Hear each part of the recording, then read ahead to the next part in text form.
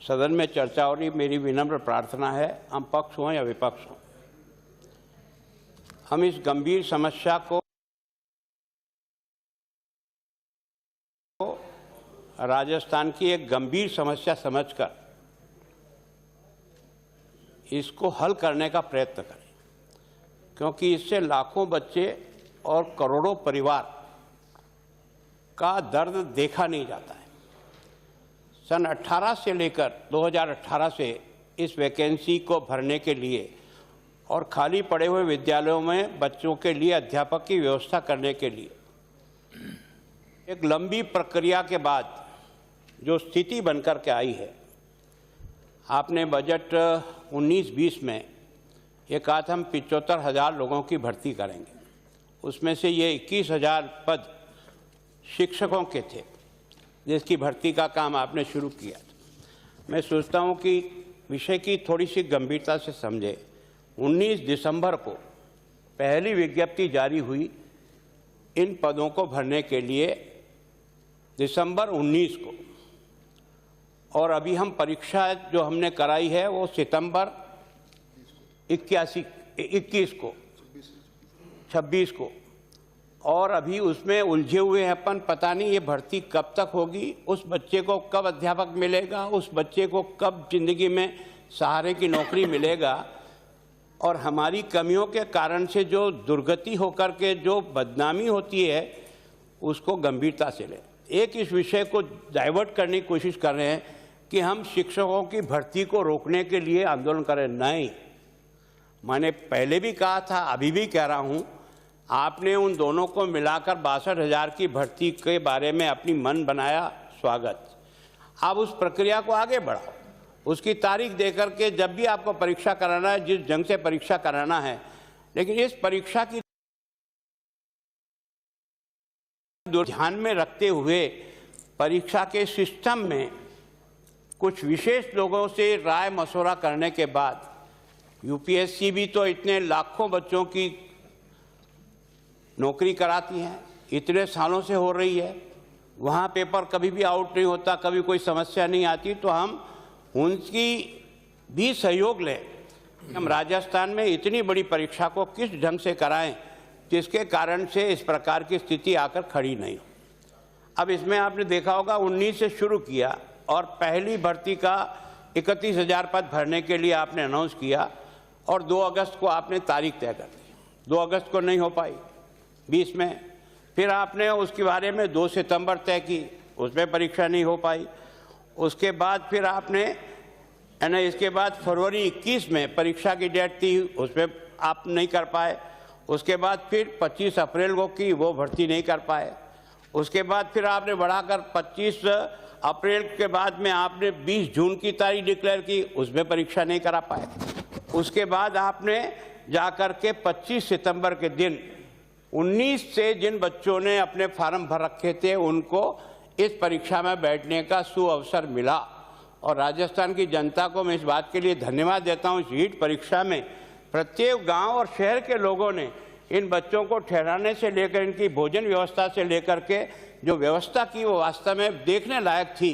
पहली बार मैंने भी अपने जीवन में उन बच्चों को अपना बच्चा समझ करके जिस प्रकार की व्यवस्था की, उसके लिए वास्तव में उन सब लोगों को जिन्होंने व्यवस्था की, मैं उनका बहुत बहुत धन्यवाद और उनका स्वागत करता हूँ।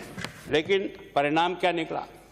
आपने नीट लेवल में 1 और 2 की परीक्षा है, पेपर एक ही जगह से निकला है, स्ट्रॉन्ग रूम से निकला है। एक परीक्षा निरस्त हुई, एक परीक्षा नहीं हुई। कृपा करके यार उस पर भी एक निगाह तो डाल दो।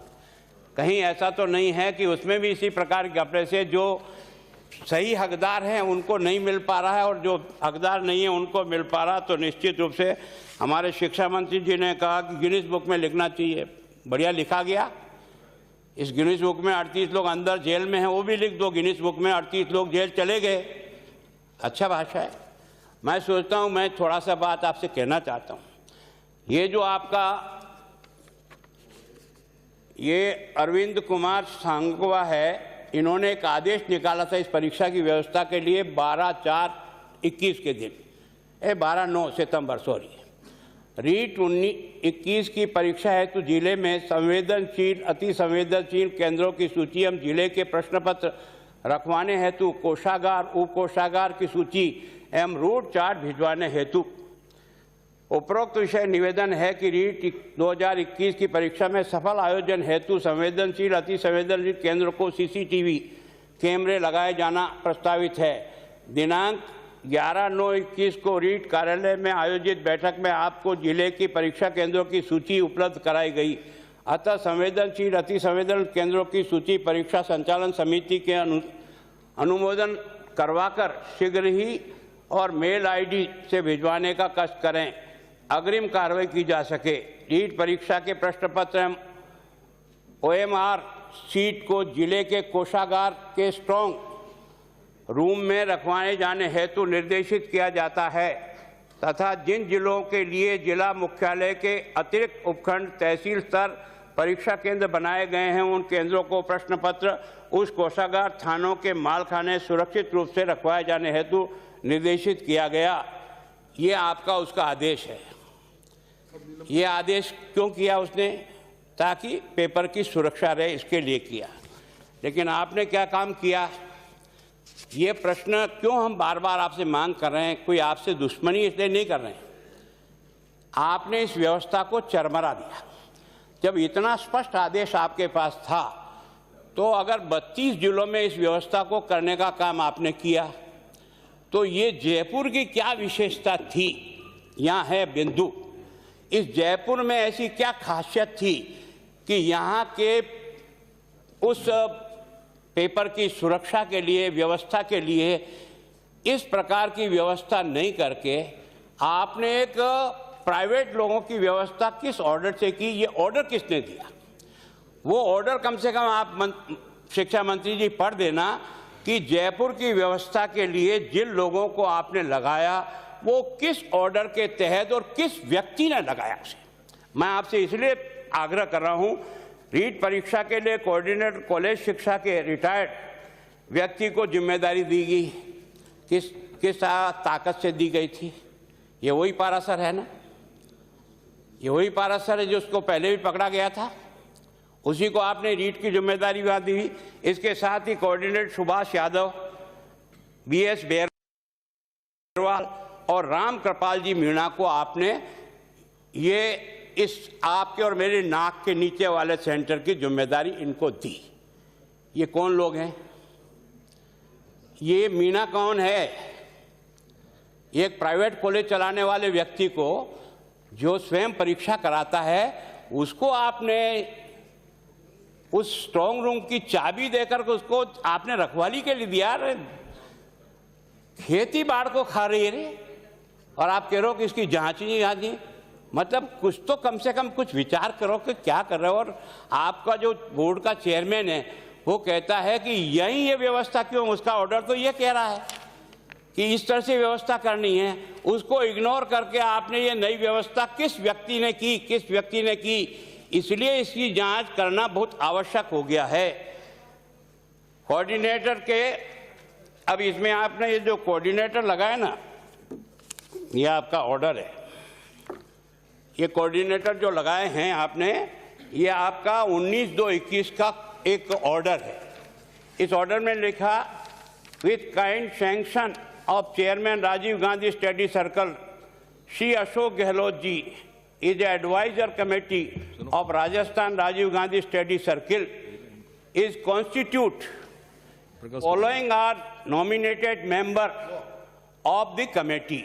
हमारा जो आपसे बार बार आग्रह हो ये है कि ये जयपुर की व्यवस्था इन कोऑर्डिनेटर को, इन शिक्षाविदों को जो आपकी सूची में 19/2 की सूची में अशोक गहलोत जी के द्वारा ये जिस प्रोफेसर सतीश कुमार जी का ऑर्डर है, इस ऑर्डर के अंदर समाहित लोग हैं।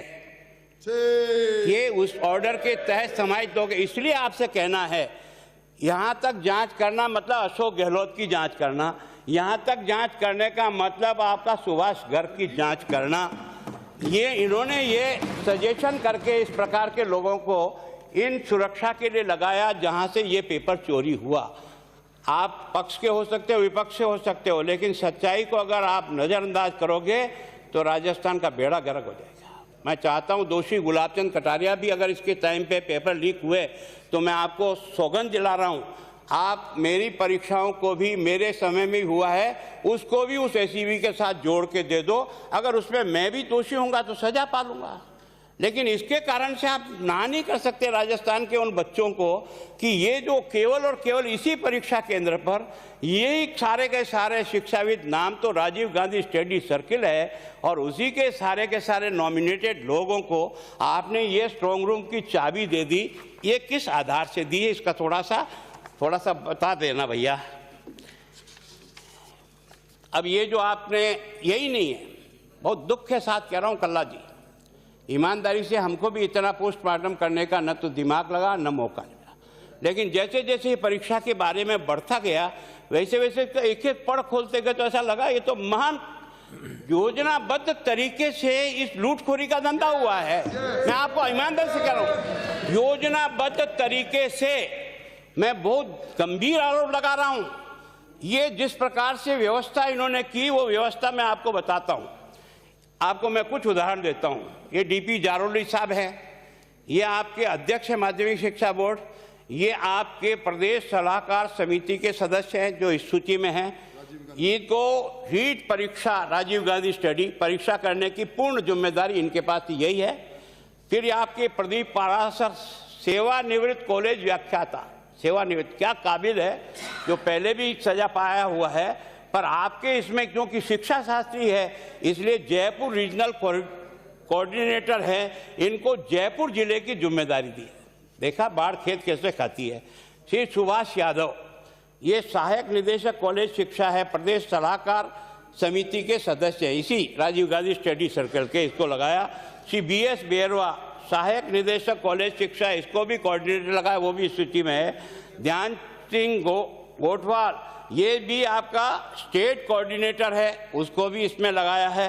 निजी स्कूल स्टाफ, मतलब जो प्राइवेट स्कूल की है उसमें सुनीता पंचोली है, निजी स्कूल चलाती है, सुनीता पंचोली को रीजनल कोऑर्डिनेटर अजमेर आपने लगाया है।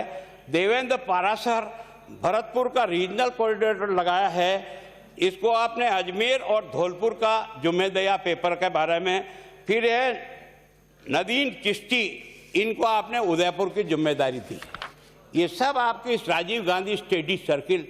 ये क्यों हम मांग कर रहे हैं बार बार आपसे कि ये तो सारा ही एक बंटा ढाल करने की व्यवस्था करी, क्योंकि इतना नीचे तक जाने का न तो हमने सोचा न हमारा दिमाग ने काम किया कि ये भी कुछ हो सकता है। ये सारे के सारे आपने कोऑर्डिनेटर लगा करके इस परीक्षा को, ये रीट जो 2012 में हुई थी, टेट हुई थी उस समय यही हमारे मंत्री महोदय बोर्ड के चेयरमैन थे जिनका नाम गर्ग साहब है।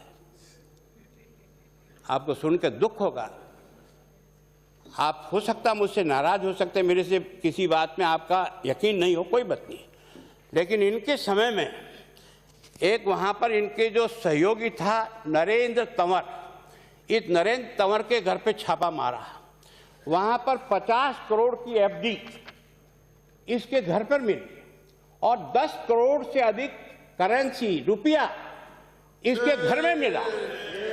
और ये नाक का बाल था सुभाष गर्ग का। खेत बाढ़ को यूं खा रही है। आप भले अक्लमंद कितने भी ज़्यादा हो सकता है, मैं सामान्य आदमी हूं और मैं एक स्कूल अध्यापक रहा हूं, मेरे को कॉलेज का अनुभव नहीं है, लेकिन मन में बहुत पीड़ा होती है। इस परीक्षा का संचालन जो दिया ना, वहाँ एक और आदमी है GK माथुर साहब भी उस कांड में शरीक थे। वो GK माथुर को भी अभी इस परीक्षा में जिम्मेदारी दे करके लगाया, GK माथुर को भी। तो आपने सारी उस गैंग को पकड़ा है जिस गैंग ने इस धंधे करती है और उस गैंग को आपने जिम्मेदारी दी है। आपने देखा होगा कि ये जो 2011 की ये जो परीक्षा का रद्दी का घोटाला हुआ था राजस्थान माध्यमिक शिक्षा बोर्ड में, और जिसकी FIR दर्ज हुई थी, उसमें ये दोनों अभियुक्त थे, नरेंद्र तंवर भी था और ये माथुर भी था, उसमें जिम्मेदार व्यक्ति थे।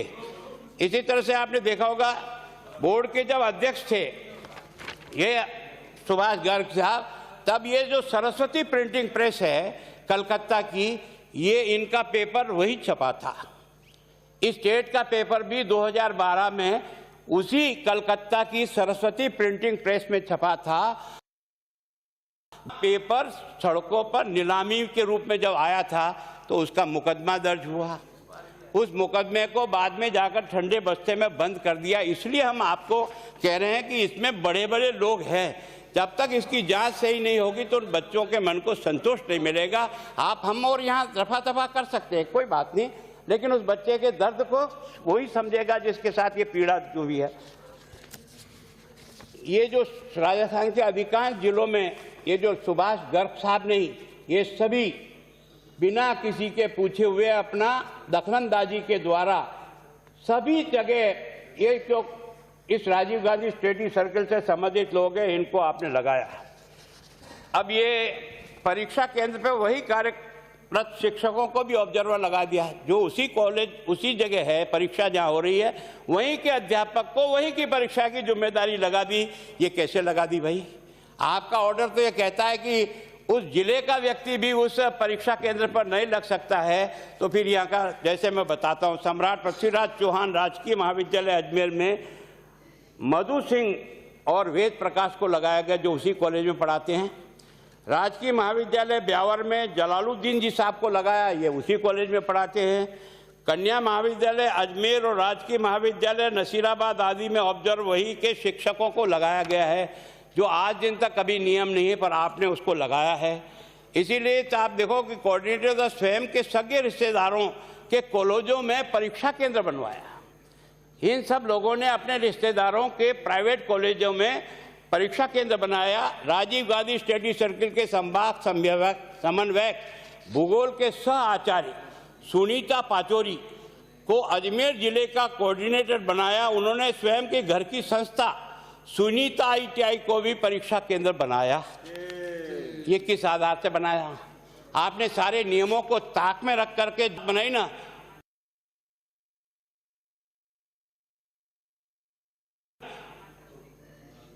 आपने देखा होगा कि जो टोंक का एक शिक्षा निकेतन TT कॉलेज है, डॉक्टर राकेश टांक को ऑब्जर्वर बनाया जबकि ये बेटी का है।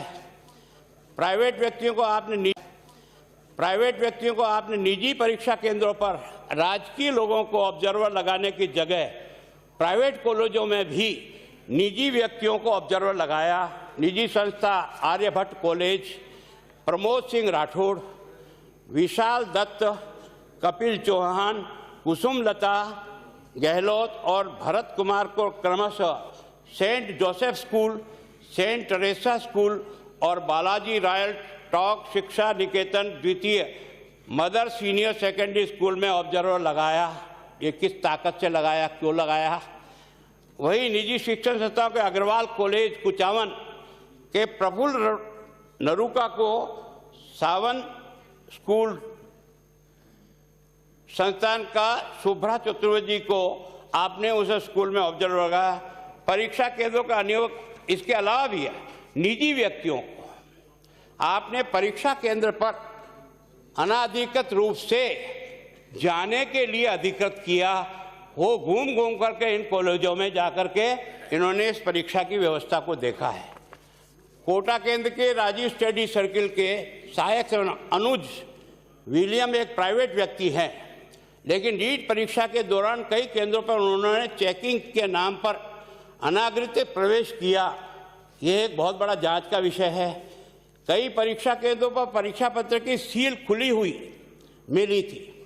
कई परीक्षा केंद्रों पर जो पेपरों के बंडल गए थे वो खुले थे, लेकिन हिंडोन के जो है ना केंद्राधीश ने हिम्मत की और उसने अधीक्षक ने पेपर की खुली सील की शिकायत आपके बोर्ड के भेजा जो बोर्ड के पत्र पे लिखा हुआ है।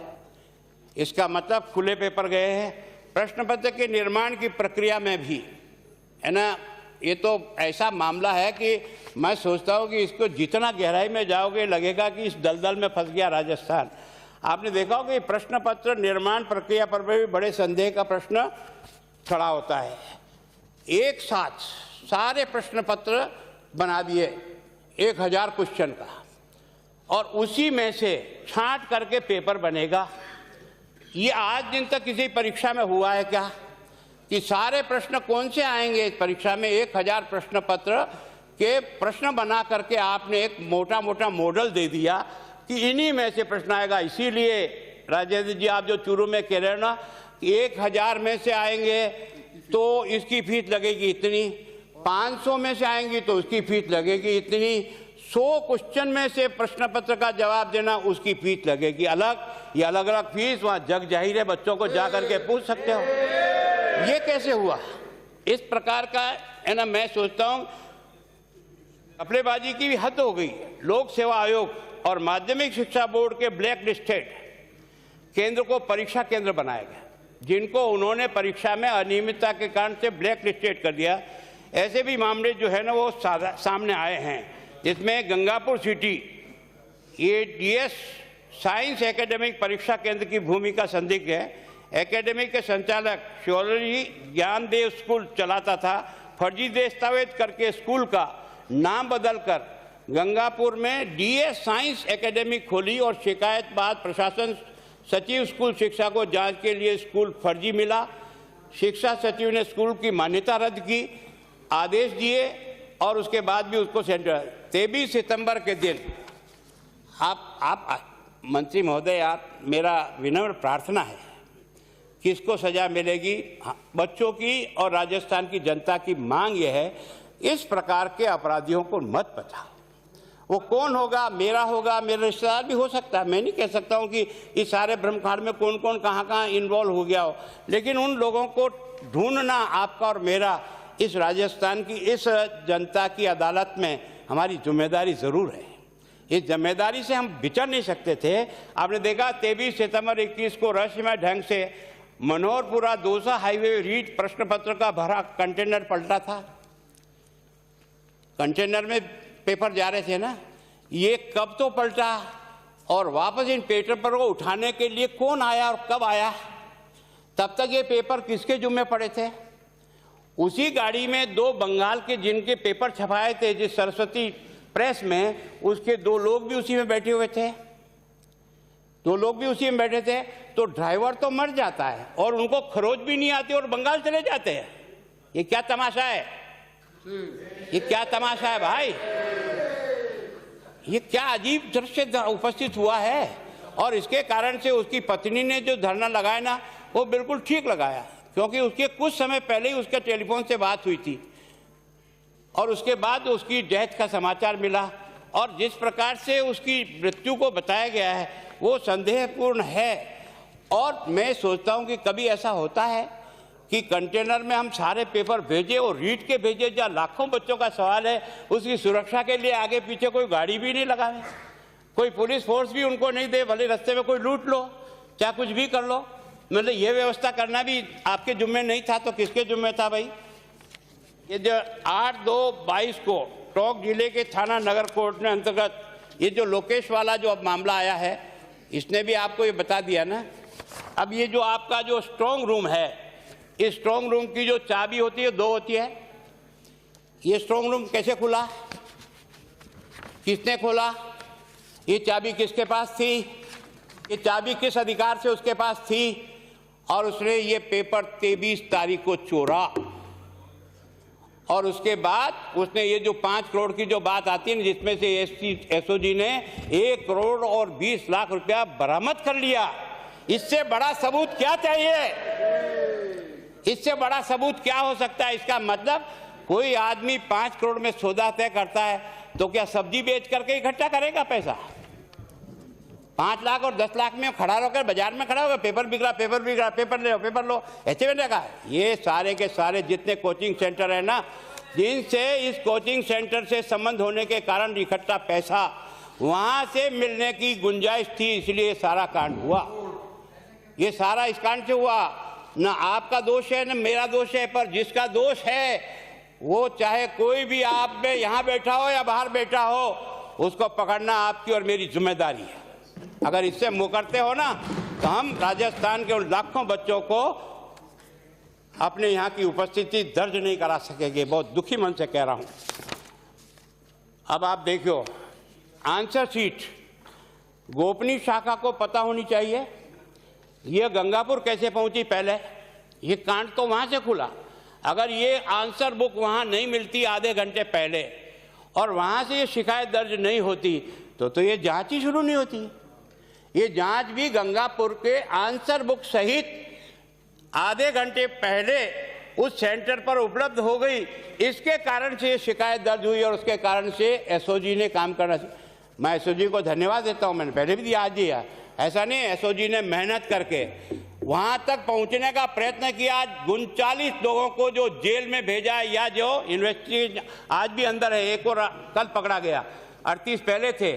ये सारे के सारे लोग आज की तारीख में ये जो पकड़े गए हैं, इनको एसओजी ने पकड़ा है, लेकिन ये तार वहां जा रहे हैं सुभाष गर्ग की तरफ, जिन्होंने ये कोऑर्डिनेटर लगाए हैं, इसलिए चिल्ला रहे हैं, इसलिए बार बार चिल्ला रहे हैं। और आपका बोर्ड का अध्यक्ष जब उसे वहां से निलंबित किया जाता है तो कहता है कि मैं क्या करूं। ये जो पेपर जहां जयपुर में सुपुर्द किया, ये बड़े बड़े राजनीतिक नेताओं ने सुपुर्द किया, इसलिए मेरा क्या दोष है। और उसके बाद वो गायब है। आज दिन तक उसका पता नहीं कि वो है कहाँ भेज दिया उसको। ये मन में संदेह पैदा करता है इस जांच को प्रभावित करने का। इसलिए आपको ऐसा लगा है कि इसी तरह से आपने जो मनोहरपुरा वाला जो घटना है, खुले नहीं आए तो हिंडौन में खुले हुए शिकायत क्यों हुई। माध्यमिक शिक्षा बोर्ड बंगाल 3/11/21 को 36 दिन के भीतर ही लाखों बच्चों का रिजल्ट तैयार कर दिया। ये भी कमाल है कि नहीं। कितना एफिशिएंट बोर्ड का अध्यक्ष है अपना, धन्यवाद देना चाहिए आपको और मुझे सबको। अब मैं आपसे इतनी प्रार्थना कर रहा हूं कि जो हुआ है उससे बोर्ड के रिजल्ट को जो अब तक अनाउंस किया, जिसको आपने निरस्त कर दिया, धन्यवाद इसके लिए आपको। लेकिन कम से कम उस सीट से उन कोचिंग संस्थाओं की सीट को तो मिलाओ कि किस कोचिंग संस्था से कितने बच्चे पास हुए, कितने नंबरों से पास हुए, क्या उनकी स्थिति है। तब तो इसको समझने में आसानी रहेगी कि ये जो बड़े बड़े जो इंस्टीट्यूशन खड़े हो रहे हैं, इनका कारण ये होता है कि वहाँ का पास परसेंटेज ज़्यादा होने के कारण से हर माँ बाप अपना खेत बेचता है और अपने बच्चों को कोचिंग करने के लिए भेजता है, खेत बेचता है। आप उसकी पीड़ा को समझ सकते हो। हर आदमी चाहता है मेरा बच्चा कहीं कहीं काम में लग जाए, और उसके लिए जो कुछ भी उसे करना पड़ता वो किया उसने। और उसके बाद जिस प्रकार की स्थिति जो है ना आपने ला करके खड़ी की है, मैं सोचता हूँ एसओजी के अंदर ये रीट पेपर जो है मामले में अध्यक्ष डीपी जारौली बर्दाश्त कर दिए गए। पेपर लीक कांड के राजनीतिक षड्यंत्र का आरोप लगाया, जो मैंने आपसे अभी कहा। परीक्षा संकुल में स्टोर रूम में लीक हुआ। ये जो मैं केवल 3-4 बिंदु ऐसे मजबूत आए हैं जो इस एसओजी ने निकाल दिए। अगर एसओजी यहाँ तक नहीं, मैं इसलिए धन्यवाद देता हूँ कि एसओजी कम से कम उस स्ट्रॉन्ग रूम के पेपर को चोरी होने तक पहुंचकर उस आदमी तक पहुंच गए और उस मीणा को गिरफ्तार कर लिया। मैं यही जानना चाहता हूं, ये मीणा क्या चीज है यार, जिसने आपने इसको पेपर की रखवाली के लिए उस प्राइवेट कॉलेज चलाने वाले को आपने स्ट्रॉन्ग रूम की चाबी कैसे दी, ये समझना चाहते हैं हम। और इस कारण से आपने जिस प्रकार के हालात बना के रखा है, आपने देखा होगा मामले में ये जो बत्तीलाल मीणा को गिरफ्तार किया, ये बत्तीलाल मीणा आपकी पार्टी का क्या पदाधिकारी, थोड़ा बता देना कि बत्तीलाल जी मीणा कौन है मामले में। इसी तरह से जेईएन पृथ्वीराज मीणा, ये जेईएन पृथ्वीराज मीणा गिरफ्तारी करना, उनका कबूला कि मैं 40 रुपये लेकर के मैंने पेपर बेचने के लिए इकट्ठा किया था और फांसी खाई और मरा। इसी तरह से आपने कांग्रेस ने कहा था कॉन्फ्रेंस में, हमारे अध्यक्ष महोदय ने, पहले शिक्षा मंत्री जी ने, कि मेरे घर के 13 आदमी बैठे थे परीक्षा में, 13 ही फेल हो गए। अरे नाम तो बता दे दादा, वो कौन कौन बैठे हैं। तेरे 3 बच्चे तो वैसे ही आरएस बन गए थे, अब और बचा क्या। क्या दुर्भाग्य का है, दुर्भाग्य। आज ईमानदारी से मैं आपसे मैं कहना चाहता हूँ, ये जो बाड़मेर निवासी ठेकेदार भजनलाल बिश्नोई के पास 24 सितंबर को रात को ही लीक प्रश्न पत्र पहुंच गया था नहीं, ये एसओजी की जांच में है। 24 तारीख को रात को ही पहुंच गया और 25 को परीक्षा थी। ये जो 5 करोड़ का जो बात एसओजी ने पहुंची कि ये 5 करोड़ में वहां से स्ट्रॉन्ग रूम से पेपर निकालने का पैसा लिया था और इसको बेच करके 5 करोड़ में अगर उसने दिया है तो 5 करोड़ से ज़्यादा ही वसूल करेगा। अब तक 42 अधिकारी कर्मियों को निलंबित किया जा चुका है। आपने इसका मतलब कुछ सच्चाई तो है ना? अगर उनको निलंबित किया, उनको गिरफ्तार किया, उनको आपने किया, तो कुछ ना कुछ तो दाल में काला है ना? है तो ठेठ वहां तक पहुंचो ना। जो इसका सिर्फ सरगना कौन है? जिस सरगने ने इस तरह की गंदी हरकत की है और शिक्षा के मंत्री को अपवित्र किया है, मैं सोचता हूँ ये शिक्षा का धर्म नहीं हो सकता कि वो पैसों के चंद टुकड़ों के पीछे उस बच्चे की जिंदगी को दांव पे लगा दे। ये दुर्भाग्य नहीं है हमारा राजस्थान का, दुख की बात है बहुत। ये आपने देखा होगा 1 करोड़ 16 लाख रुपए तो रिकवर भी हो गए। अगर ये रिकवर हुए तो पैसा दिया तभी तो रिकवर हुए ना, और कहां से हो सकते थे? अलवर में रीट में 2-2 समन्वय क्यों बनाए गए जिनके द्वारा ये बनाए गए थे? आपने देखा मत्स्य यूनिवर्सिटी अलवर द्वारा ब्लैक लिस्टेड प्राइवेट कॉलेज को भी रीट का केंद्र क्यों बनाया? ये कई सवाल है जो खड़े करते। मैं आप विनम्र प्रार्थना करता हूँ सभापति महोदय, ये बीजेपी कांग्रेस मत करो, उस बच्चे के साथ अन्याय हो जाएगा। इसको बीजेपी कांग्रेस मत करो, जो भर्ती है उसको आगे बढ़ाओ ताकि उन बेरोजगार बच्चों को अपनी जिंदगी में कहीं न कहीं काम मिले, पर काम उनको मिले यार जो योग्य हो। ये चोर रास्ते से घुसने वाले लोगों ने राजस्थान को शर्मसार कर रखा है, मैं भी उसमें शरीक।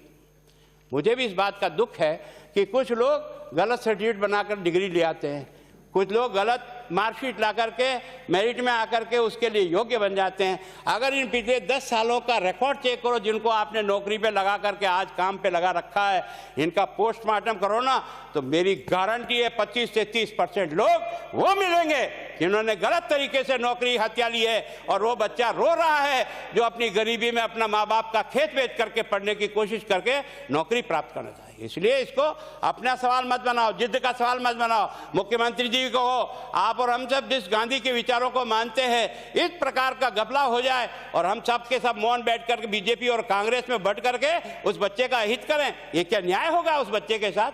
और इसलिए कहते हैं कि इन बड़े लोगों की जांच, आपकी रीट साल भर में जांच होगी, कोई दिक्कत नहीं, आने दो ना। जो भी लपड़े में आएगा गएगा अंदर, उसमें मैं भी आ जाऊंगा तो मैं भी जाऊंगा, कोई चिंता की बात नहीं, पर इस सच्चाई निकल चाहिए। एक दूसरा, मैं शिक्षा मंत्री जी आपसे प्रार्थना करता हूं, परीक्षा को वेल प्रूफ बनाने के लिए आप यूपीएससी के परफेक्ट लोगों को और भी जहां जहां जो संस्था है उनके साथ बैठ करके चर्चा करो। इस परीक्षा को कैसे बिखेरा जाए, कैसे जिला लेवल पर इसका प्रारंभिक कैसे स्क्रूटनिंग की जाए, और उसके बाद सेलेक्टेड बच्चों को आप किस तरह से, आज की तारीख में तो आपका इतना इम्प्रूवमेंट हो गया ना, हर बच्चे को कंप्यूटर के सामने बिठा सकते हो आप। ऐसी क्या समस्या है? हर बच्चे को कंप्यूटर के सामने बिठा के एक एक प्रश्न देते जाओ, 10 मिनट 10 सेकंड 12 सेकंड जो भी देना दो, एक गायब हो, दूसरा प्रश्न आए, तीसरा प्रश्न आए, चौथा प्रश्न आए, परीक्षा हो सकती है ना।